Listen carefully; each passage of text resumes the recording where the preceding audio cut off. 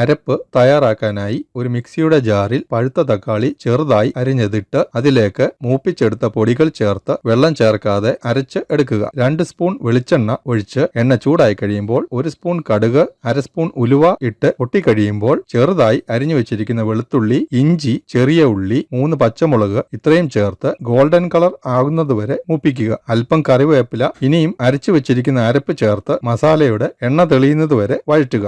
1/2 spoon ഉപ്പും 1/2 spoon ചൂടുവെള്ളവും അരപ്പിലേക്ക് ചേർക്കുക. എടുത്തു വെച്ചിരിക്കുന്ന കുടംപുളിയുടെ വെള്ളവും 3 കഷ്ണം കുടംപുളിയും ചേർത്ത് നന്നായി തിളപ്പിക്കുക. ഇനിയും മീൻ കഷ്ണങ്ങൾ ഇട്ട് പാൻ ചുറ്റിച്ചെടുക്കുക. അല്പം കറിവേപ്പില ഇട്ട് കൊടുക്കുക. അടച്ചു വെച്ച് 10 മിനിറ്റ് വേവിക്കുക. 1/2 കപ്പ് തേങ്ങാപ്പാൽ ഒഴിച്ച് ചുറ്റിച്ച് ഇളക്കിയെടുക്കുക. ഇനിയും കടുക് പൊട്ടിച്ചതിന് ശേഷം റെഡിയായിരിക്കുന്ന മീൻ കറിയിലേക്ക് ഒഴിച്ച് അടച്ചു വെക്കുക. ഇപ്പം രുചികരമായ സ്പെഷ്യൽ സാൽമൺ കറി റെഡിയായി കഴിഞ്ഞു.